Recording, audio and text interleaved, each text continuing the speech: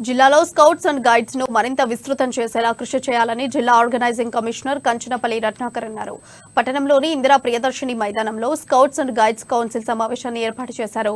కార్యక్రమంలో సెక్టోరల్ అధికారి Udayasri, private schools association ప్రధాన కార్యదర్శి ఆదినాథ్ తదితరులు పాల్గొన్నారు. స్కౌట్స్ అండ్ గైడ్స్ ను మరింత విస్తృతం చేసేలా ప్రణాళికలు రూపొందించినట్లు కమిషనర్ రత్నాకర్ తెలిపారు. ప్రతి కౌన్సిల్ సమావేశంలో పనుల రికార్డులను ప్రదర్శించాలని, భవిష్యత్తులో అవి ఉపయోగపడతాయని పేర్కొన్నారు. Our association మరియు పరిశీలకులు వచ్చినటువంటి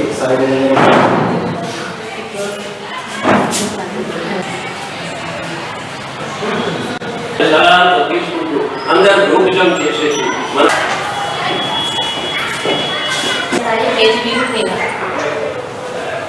ముఖ్యంగా మనకి ఇప్పుడు ఏం కావాలి అంటే స్కౌట్ బిల్డింగ్ కావాలి.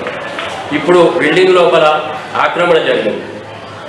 కొత్త బాడీ 2018లో చేయగానే ఒక గుడి కట్టారు. సరే గుడి కట్టారని చెప్పి దాన్ని విడిచిపెడితే ఇంకొకటి ముందర షెడ్ వేశారు.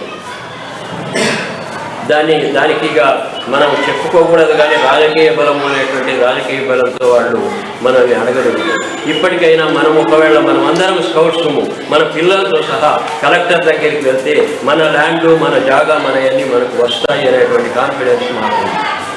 ఒకవేళ మనం ఇప్పుడు సాధించుకోకపోతే మన ల్యాండే కాదు, రేపు మన అసలే స్టేట్ నుంచి ఇక్కడి వరకు కూడా ఎలాంటి అభివృద్ధి లేకుండా అణిగిపోయి ఉంది. ఒకప్పుడు స్కౌట్ గైడ్ అనేటువంటి దాన్ని వినాయకరావు గారు బుక్ సెలక్షన్ దాంట్ లోపల ఉంటే సార్ అందులో బాలపట ఉద్యమం లెసన్ పెట్టాలి అని చెప్పి వాదించింది నేను సెక్రటరీగా. అప్పుడు 4th క్లాస్లో బాలపట ఉద్యమం అనే పాఠం వచ్చింది.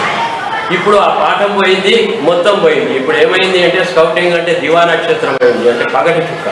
పగలు మనం చుక్కల్ని చూడలేదు, ఆ పగటి చుక్క నుంచి మనం రాత్రి చుక్క